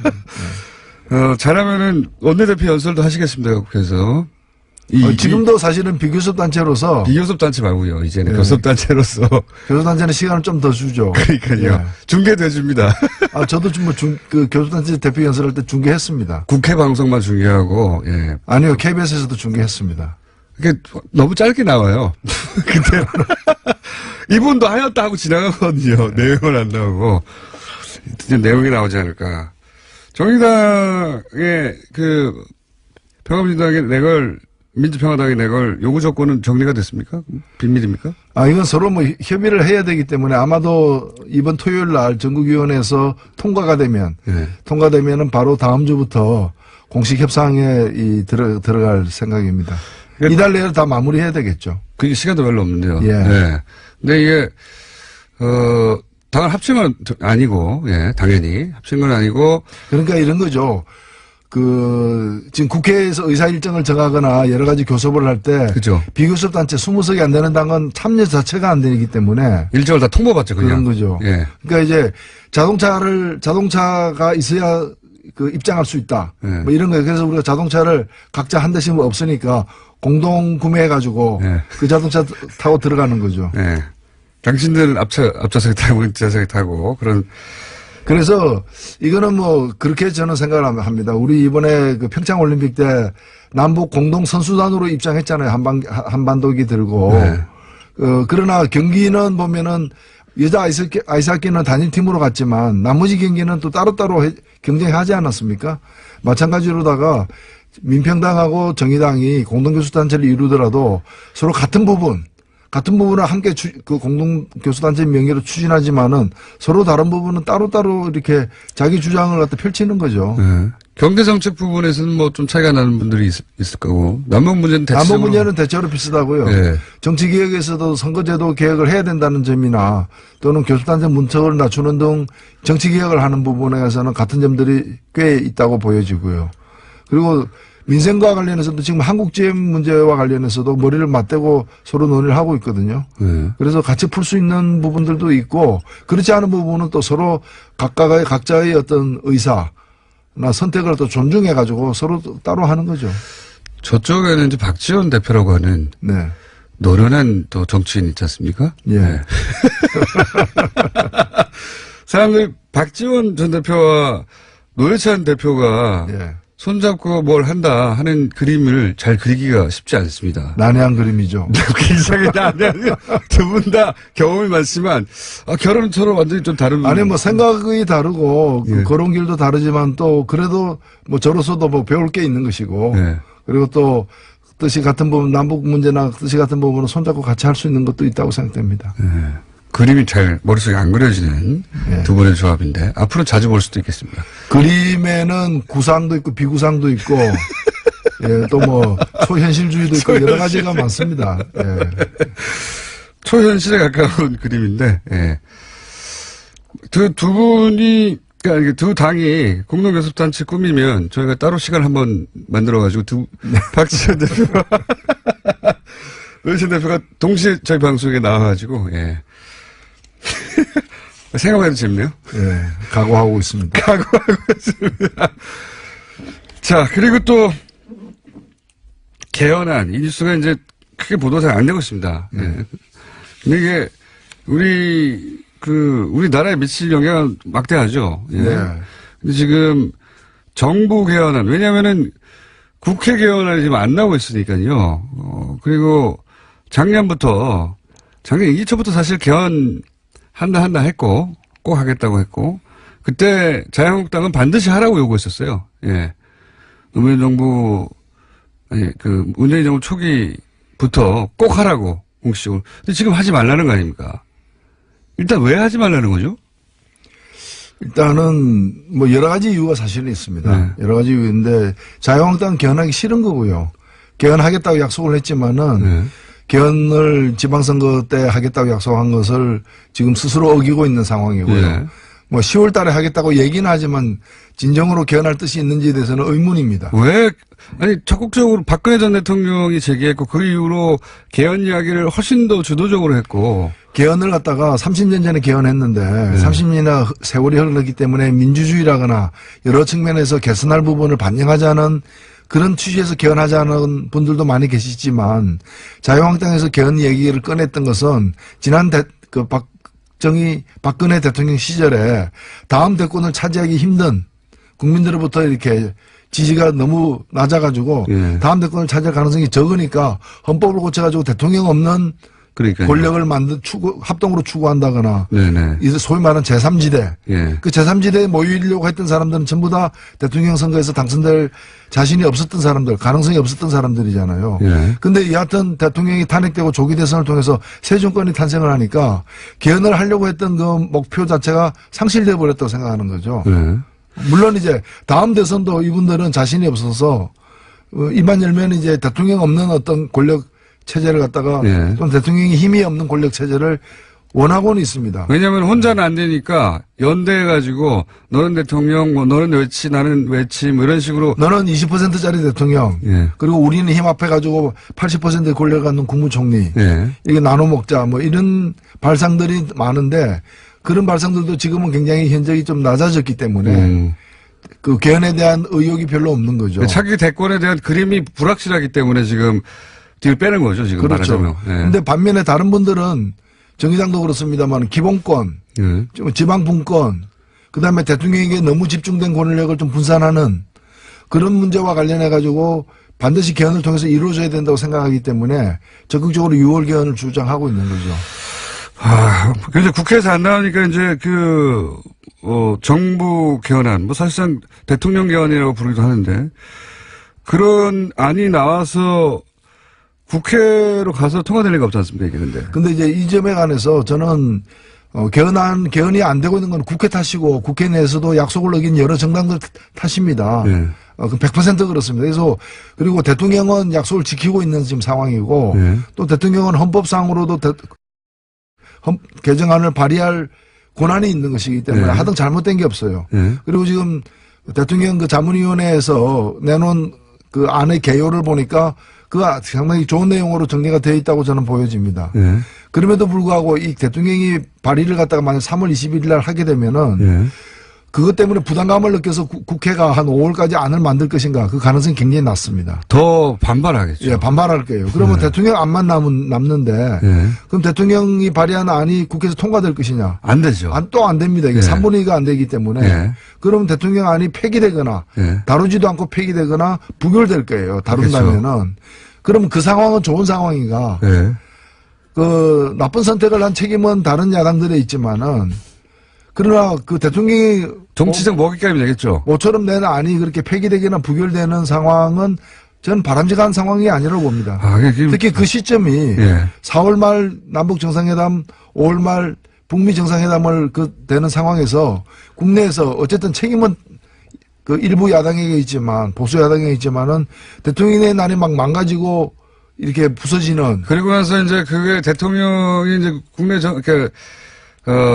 예를 들어서 사실이 아니지만, 근데 요즘 워낙 가짜뉴스를 말도 안 되게 만들어내니까 장기 집권하려고 대통령이 몰래 그런 표현 쓸 거예요 아마. 몰래 개정안을 만들어가지고 개헌안을 만들어 지금 밀어붙이려고 한다. 이미 뭐 사회주의 헌법이니 뭐인데 저는 그런 비난이 그런 가짜뉴스에 근거한 비난이 두려운 게 아니고 뭐처럼 이제 헌법상의 합법적 권리이기도 하고 좋은 내용으로 만들었지만 국회에서는 그것이 통과가 안 되는 그 상황, 그걸 통해서 이제 보수 야당들이 나쁘다는 걸 증명할 수는 있지만 증명만 하는 게 아니라 그 안도 망가지고 또 개헌에 관련 논의도 다칠 수 있고 하기 때문에 대혼란이 일어나겠죠. 정치적으로는. 제가 어제 그 우원식 원내대표를 만난 자리에서 이 우려를 전달했습니다. 그래서 만들고 국민들에게 이런 대통령의 안을 갖다가 제시하고 또 국회에서 검토할 수 있게 던지는 것까지는 괜찮은데 공식 발의 절차를 밟는 것에 대해서는 신중할 필요가 있다. 그 지적은 저도 공감할 바가 있고요. 그리고 이게 원래 이런 거는 정쟁의 수사를 만들어서 왜냐면 내용들을 읽어볼 사람도 거의 없고요. 실제로 일반인 중에는. 그리고 뉴스에 나오는 짤막한 제목 가지고 판단하는 경우가 되게 많은데, 그러면 이게 남북회담, 북미회담을 다 덮진 못하더라도 상당 정도 깎아먹을 수도 있어요. 뉴스가 안 보이게, 뉴스를 키워가지고. 저도 그런 우려가 있긴 있는데, 문재인 대통령 스타일상 또, 하자가 없는 원칙인데, 이게. 여기 어디에 하자가 있는가. 사실 하자는 없거든요. 이건 정부적 판단이지. 그래서 저는 그 안을, 제출하되, 절차를 밟지 않고 그냥 제출만 해놓고, 살아있는 안으로. 그래서 그걸 가지고 계속 압박을 해나가는. 그래서 6월 달에는 보수 야당들의 그 약속 위반으로 안 되더라도 10월이든 언제든 좀 될 수 있도록, 물론 그 가능성이 큰 건 아니겠습니다만은 안을 살려두는 게 좋지 않겠는가 그렇게 생각합니다. 저도 뭐 공감하는 부분이 있습니다만 우리 뜻대로 대통령이 움직이는 건 아니니까요. 예. 본인 마음대로 하겠죠. 본인 마음대로 할 텐데 갑자기 그 생각도 듭니다. 시간이 다 됐는데 요 얘기 그 교섭단체, 저는 사실 정의당이 언제 교섭단체가 되겠는가, 항상. 교섭단체가 되면 안 된다가 아니라, 돼야 할 텐데, 이 현 선거제에서 가능하겠는가, 항상 그런 생각을 한 20년 가까이 하는데, 네. 진보정당이. 근데 이제 공동교섭단체, 이것도 사실 안철수 대표에게 감사해야 하는 일이군요. 예. 본인이 의도하지 않았으나, 나비의 효과로 여기까지 왔는데, 그런데 요걸 보면서 무슨 생각을 하냐면 정의당이 장관으로 같이 참여한다든가 그거 가능하지 않습니까? 예, 뭐 정치 불가능한 게 있겠습니까? 그러니까요. 그 이전에는 불가능했던 일들이 좀 더 적극적으로 파격적으로 이루어졌으면 좋겠다는 생각도 듭니다. 그렇죠. 저희가 뭐 마이카는 아니지만 아워카를 네. 이제 타게 되니까 네. 마이카를 갖게 되는 날도 조만간 오겠죠. 다음 선거에서는 마이카를 갖도록 하겠습니다. 예. 예. 그 전에라도 공동교섭단체 원내대표로서 뭐 장관 몇 개 내놓으라고. 그런 협박도 가능하죠. 네, 뭐 뉴스 공장에서 대접이 달라지겠죠. 커피를 2잔 준다거나. 알겠습니다. 지금까지 정의당의 노회찬 원내대표였습니다. 감사합니다. 네, 감사합니다. 불친절한 AS. 예. 저는 오늘은 저에 대한 AS 한 가지 해야 될 것 같습니다. 오늘 일본 전문가 전화로만 하던 교수님 나오셨는데 제가 끼어들고 싶었는데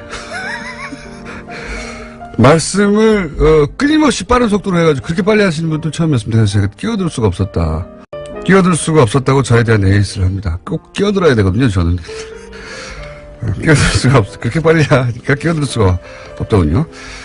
그리고 오늘 메시지가 특별한 사건이 없는데도 엄청나게 많이 왔습니다. 예. 문재인 후보 시절 문자만큼 많네요. 예. 9년 동안 수고 많았다. 예. 는 종류의 문자네요. 예.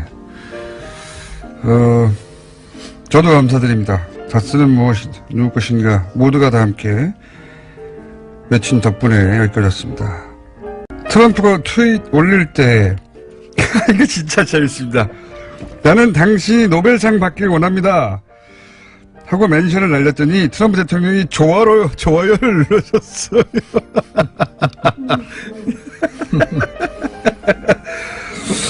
예, 제가 말씀드렸지 않습니까? 이거 원해요, 이분이 원하고, 우리가 다 달려가가지고, 한국에서 왔는데, 당신 덕분에 이렇게 됐다고, 당신이 노벨상 받아야 된다고 계속 트윗을 쓰고 해줘야 됩니다. 예. 보통 때는 대통령에게, 더군다나 미국의 대통령에게 어떻게 그 의사결정에 영향을 미치겠냐 생각할 수 있는데, 지금 가능합니다. 트윗으로 달려가서, 예, 칭찬을 하세요. 노벨상 받으라고. 예. 가능합니다. 교회에 엄청나게 많은 문자가 오고 있습니다. 네. 그 문자들이 이제 포토라인에 쓰는 이명박 전 대통령, 관련해서 수고들 했다는 문자, 예. 입니다. 여기까지 하겠습니다. 오늘 일본이, 북미 정상회담에 어떻게 반응하고 있는가 싶었는데, 이번에는 중국이 어떻게 반응하고 있는가 짚어보겠습니다. 중국 동아대 우수근 교수님 스튜디오에 오늘도 나오셨습니다. 안녕하십니까? 네, 안녕하십니까? 네. 지난번 나오셨을 때 대박이었는데, 예. 시간이 없어서 전달하고 싶은 게 너무 많아서요. 예. 그 정도 많이 하셨어요.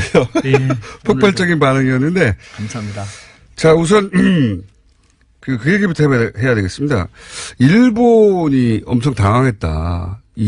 물론 뭐 전 세계가 다 당황했어요. 당황하거나, 근데 그 당황의 종류가 놀라움, 기쁨, 이것도 있고, 큰일 났다, 우려, 이런 게 있지 않습니까? 일단 중국은 어떤 종류의 당황입니까? 한국 언론에서 제가 질문 드린 이유는 중국 패싱을 우려한다, 뭐 이런 식의, 걱정한다는 식의 보도도 있거든요. 제 생각은 다릅니다. 그러니까 당황은 조금 하긴 했지만 그것은 예. 그 돌아이라는 예. 트럼프와 김정은이 여기까지 이렇게까지 나올지 모른다에 대한 당황이고 예. 어차피 그런 사람들이었으니까 하면서 금방 넘어갔고 다만 이번 북미 정상회담 등에 대해서 예. 중국은 되게 기분 좋게 바라보고 있죠. 기분 좋게. 우려보다는 왜 그런지 한번 얘기를 들어보시겠어요? 공산당 고위 간부들과 전화가 가능하신 분 아닙니까?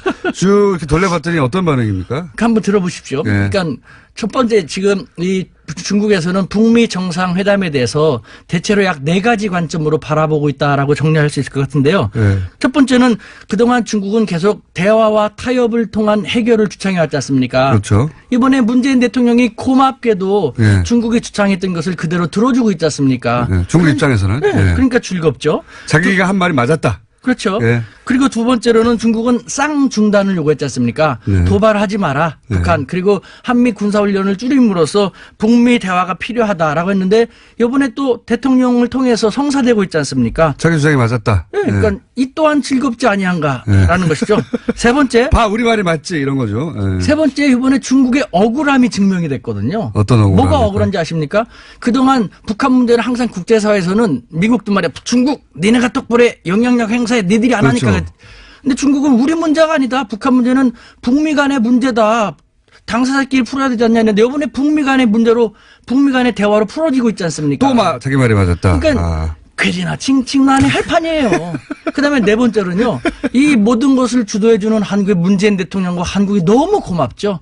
감사하죠. 반면에 트럼프한테는 부글부글 짜증이지 않습니까? 왜 그런지 아십니까? 왜요? 대북 압박을 가해라 해서 가해가지고 북중 관계는 최악이 됐는데 갑자기 호련히 패싱해가지고 뭡니까? 자기 광만 팔았다. 호사구팽. 네. 그러니까 트럼프 부글부글 하지만 문재인 대통령 고맙고 그러니까 중국 입장에서는 자기들이 하고 싶은 것을 대행해주고 있는 한국의 문재인 대통령을 지지하면서 성원하면서 이번에 특사도 의외로 맞이했다라고 천만의 말씀. 있는 그대로 고마운 마음에 시진핑 주석의 정치 생명이 달려있는 순간임에도 불구하고 만나줬지 않습니까? 우리가 제대로 중국을 봐야지 활용할 수 있죠.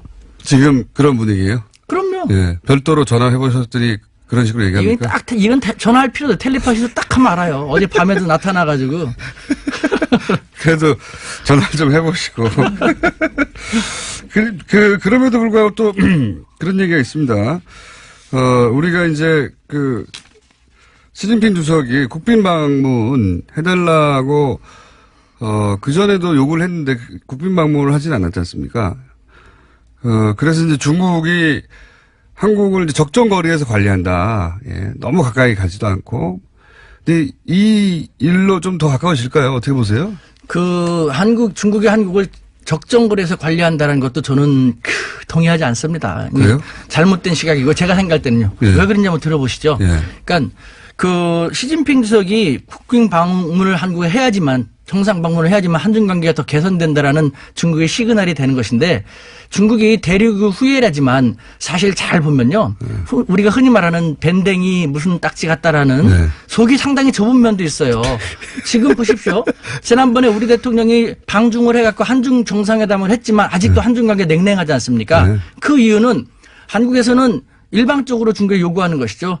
정상 방문을 했으니까 이제는 유코도 보내고 네. 대한 투자도 좀 보내라, 더 늘려라 하는데 중국의 입장에서 볼 때는 자기 일방적인 요구만 하는 것이죠. 자기들이 중국에 대해서 할 것은 안 해주고 있지 않습니까? 그러면서 바라기만 한다. 상호적이지 못하지 않냐. 중국 입장에서 보자면 그렇습니까? 네. 그러니까 꿍 하고 있는 거예요. 그걸 갖다가 우리가 좀 대국적인 마음으로 품어주는 것이죠. 예를 들면은 이럴 때 바로 문재인 대통령이 잘하시는 감성적인 터치, 소프트 외교로 나갈 필요가 있는 어떻게 것이죠. 해야 되는 겁니까? 예를 들면은 지난번에 이거는 문재인 대통령이 한 게 아니지만 네. 중국이 6.25 전쟁 때 사망한 예. 중국군 유해를 계속 송환하고 있지 않습니까? 예, 예. 엄청난 감동을 줬거든요. 요번에 우리도 감성적인 터치를 해가지고 예를 들면 중국인들이 엄청나게 감동함으로써 시진핑 주석도 야 중국 민심이 이러니까 우리 한번 가야겠다라는 생각이 들게끔 첫 번째 중국인들이 가장 좋아하는 판다 있지 않습니까? 판다. 시진핑 주석도 이 판다를 통해서 많은 힐링이 되고 했는데요. 판다 작년에 중국인들이 가장 좋아하는 그 중국 북경 아시안 게임의 모델이 된 우리의 호두리와 같은 네. 판다가 죽었는데 네. 그 판판의 영상을 가장 많이 갖고 있는 사람이 전 세계에서 한국인이 한 분 계시거든요. 그 동영상을 가지고 중국인들이 좋아할 만한 판다 다큐멘터리를 만들어서 주는 것 큰 효과가 있어요. 이거는 중국 대사관 측에서 다 봤거든요. 그다음에 중국 중국 입장에서는 그렇게 하면 좋아요? 예, 중국 당국에서도 우리들이 되게 좋아하는 판다를 한국 사람들이 갖고 있다가 이렇게 우리를 위해서 감동적인 영상을 만들어줬네라는 그리고 또 하나 이거는 좀 민감하죠. 특히 자유한국당 잘한당이죠. 뭘 잘하는지 모르지만 잘한당. 이 자유한국당은 쌍수를 들고 또 반대하겠는데 우리 문재인 대통령 피스메이커와 같은 그런 몸으로 대국적인 측면에서 중국한테 이런 제안을 하기를 바랍니다. 뭐냐면요. 경기도 파주에는요, 6.25 전쟁에 참가한 16개국의 참전 기념탑이라든가 기념비가 있거든요. 네. 그런데 우리와 싸웠던 중국과 북한에 대한 것은 없어요. 이거에 그렇겠죠. 대해서 적국이었으니까요. 네, 이거에 대해서 이제는 우리 문재인 대통령이 전쟁이라는 것은 참화는 피와 구분 없이 다 희생자다. 전쟁 광해에서 희생된 거지 않습니까? 그러니까 이제는 이 전쟁과 같은 참화가 없어지기 위해서 되풀이되지 않도록 남북 정상회담이나 북미 정상회담도 하려고 하는 거지 않습니까? 그와 같은 대승적인 측면에서 북한과 중국, 특히 중국에 대해서 중국군의 희생자들을 위한 다른 나라와 마찬가지로 뭐 위령탑이라든가 위령비를 제안하면요. 그러니까 중국은 정말 감동받을 거예요. 한반 어쨌든 당시는 우리가 배운 바대로 남한의 입장에서는 공산화를 위해서 서들어온 중공군이었는데 지금 이제 그 평화 국면이 만들어지고 있으니까 어쨌든 그 희생된 개개인들에 대한 위령비를 만들어서 세운다. 당시 한국 정부에서 한국에서 이제 목숨을 잃은 그 개개인 중국인들을 위한 위령비를 세운다. 이런 게 큰. 맞아요. 그래요? 그처럼 우리가 더 포용적인 자세로 이거는 그 남북 정상회담이나 북미 정상회담하고도 부합하지 않습니까? 포용적인 자세로 중국에게 과거는 과거고 그 참화가 되풀이되지 않도록 이렇게 하는 것도 좋지 않겠습니까 하면요. 중국인들 엄청나게 감동할 겁니다. 이런 식으로 감성적인 터치로 해가지고 시진핑 주석이 방한을 하게끔 분위기를 유도해 나가는 게 좋겠죠. 알겠습니다. 그게 이제 그 국내 정서로 과연 그게 받아들일지는 모르겠고, 그렇긴 하지만 이제 중국 관점에서 보자면 그런 게, 영향을 줄 것이다. 그 말씀 알겠고요. 이 얘기도 오셨으니까. 그러니까 지금 그 북미 회담이라든가, 지금 나아가고 있는 방향은 중국 입장에서는 불만이 없다는 말씀이신 거죠. 한마디로. 그렇죠. 예. 네. 불만이 없다는 말씀이시고. 물론 우려는 있죠. 자기들이 역할이 축소될까 봐 하는 우려가 있는데 어차피 남북 통일 국면이라든가 남북한 한반도에서 중요한 국면은 주변의 가장 강대국인 중국하고 직간접적으로 연결이 될 수밖에 없기 때문에 지금은 자기들이 주창하는 것을 문재인 대통령이 잘 이끌어주고 있으니까 즐거운 마음으로 예의주시하고 있는 것이죠. 세계에 중국말이 맞았다는 걸 입증해 가고 있는 거라서. 그렇죠. 기본적으로 불만이 없다. 그렇죠. 네. 알겠습니다. 이해가 일치하는 거죠, 우리하고 이 그렇죠. 부분에서는. 네. 예. 모신님의, 큰 문제가 없다고 하니, 그쪽은. 모신님의 이 시진핑 현 주석이, 전 세계적으로, 야, 이거 영구 집권하는 이제 황제로 가는 거 아니냐. 삼년임 없애고, 공산당의, 뭐랄까요. 기본적인 작동 방식을 다 뭉개뜨리고, 이건 말이 안 되는 거 아니냐. 우선, 이렇게 하면 전 세계적으로 그거는 소위 기본적인 민주 원리를 무너뜨리라는 거라는 비난을 받을 줄 알았겠죠, 당연히. 아니 네. 간장장장 공장장님도 아시는데 네. 중국 사람도 5,000년 문화대국입니다. 저렇게 똑똑한 사람이 있어라는 생각이 들 정도로 엄청나게 똑똑한 사람도 많은데 왜 이걸 하는 거죠, 그러면? 국제사회에서 보면 비난받기 딱 좋잖아요. 왜 이렇게까지 하죠? 대내외적인 비난이 있고 역풍이 있을 거라는 걸 알면서도 하지 않으면 안 되는 중국의 그 절박함. 중국 입장에서 한번 해설해 주세요. 왜 중국에서 뻔히 야 황제냐 이런 소리 전 세계적으로 들을 거 아는데 왜 이렇게까지 하는 겁니까? 이렇게까지 안 해도 되잖아요, 사실. 아닙니다. 그러니까 역지사지, 제대로 역지하면요. 역지사지하면 그런 우려가 있다라는 것, 비난이 있을 거라는 거 알면서 하지 않으면 안 되는 절박함의 반로인데요. 예를 들면은. 무슨 절박함을 중국 입장에서 느낍니까? 중국은요, 영토가 크다 보니까 국제사회에서 해결하기 가장 쉽지 않은 것이 민족주의, 영토 문제거든요. 예. 중국은. 소설 문제가 엄청 많죠. 예. 우리는 독도 하나만으로도 일본하고 되게 쉽지 않지 않습니까? 예. 근데 중국은 그 거대한 땅덩어리 유지하다 보니까 14개국하고 영토를 맞대고 있고 6개국하고 해상 분쟁을 벌이고 있거든요. 네. 남들이 갖고 있지 않은 중국만의 대국병이 있는 것이죠. 저는 그걸 갖다가 나라 국자를 써갖고 삼국 문제, 세계의 나라 문제라고 하는데요. 국내 문제, 발전하면 발전할수록 부정부패 문제, 빈부격차 문제, 환경 문제, 다양한 문제가 계속 생기지 않습니까? 하나하나가 해결이 쉽지 않고 게다가 국제 문제. 네. 중국이 발전할수록 미국과 일본, 베트남, 인도 점점 합종력을 괴롭히지 않습니까? 네. 게다가 금방 말씀드렸던 일반적인 국가는 그렇게 많지 않은 국경 문제도 있거든요. 미국은 국경 문제가 캐나다하고 멕시코하고 있다고 보시면 되거든요. 그렇게 크지만. 근데 중국은 엄청나게 많아요. 예, 자유민주 국가니까 미국은 그렇게 심각하지 않지만 중국은 이웃한 나라들하고 사이가 다 나쁘거든요. 그러니까 중국은 지나면 지날수록 계속해서 이 삼국 문제 때문에 힘들고, 그래서 저는 이런 식으로 중국을 표현하죠. 중국은 일본의 스모 선수처럼 거대한 스모 선수예요. 겉으로 보면 그 덩치 누가 덤빕니까? 하지만 그 사람은 엄밀히 말하면 스모 선수는 초고도 비만증 환자거든요. 그 비만증 환자에 가장 무서운 것은 내부에 있는 합병증이지 않습니까? 그러니까 중국은 스스로 이 합병증을 해결하지 않으면은, 즉 살을 빼지 않으면은 잘 살기가 쉽지 않은데, 살을 뺀다는 것은 거대 국가 중국임을 포기한다는 것이죠. 근데 중국 공산당 지도자들은 상하이 공화국, 북경 공화국, 심천 공화국처럼 조그만 나라의 수장이 되는 것보다는 중국이라는 거대의 국가의 수장이 되고 싶은 것. 즉 중국이라는 나라를 계속 끌고 가려고 하는 한 중국의 문제는 해결되지 않고 그것이 계속 다양한 문제로 축적되어 왔지 않습니까? 근데 중국의 역사가들에 의하면은 중국의 역대 왕조는요, 약 70년 정도밖에 지속되지 못했거든요. 근데 지금 중국은 1949년에 건국되었고 2018년 68, 9년을 지나가고 있어요. 역사의 교훈도 있고 실제로 엄청나게 문제가 산적하고 있으니까 시진핑 주석이 이럴 때 절대 권력을 가지고, 강력한 권력을 가지고 하지 않으면 중국이란 나라가 붕괴된다. 그러니까 나에게 힘을 다오. 그래서 생사의 기로에서 칼을 뺀 그런 형국인 것이죠. 중국 소위 이제 지금 지도부가 가지고 있는 상황인식이 그러하다. 그렇죠. 예. 그게 지금 전 세계적인, 중국도 지금 국제적인 국가, 국제적인 기준에 맞는 어떤 법규를 가지려고 노력하는데, 그래서 당연히 비난받을 거 알지만 자기들 생각이 그렇다 지금 현재. 예. 아니, 위기다 위기. 안 그러면 살 수가 없어. 이거는 중국의 역사가 끝났습니다. 다음에 또 뵙겠습니다. 우수근 교수님이었습니다. 안녕. 하나 꼭 제안하고 싶은 게 있었는데. 새빨간 거짓말입니다, 여러분.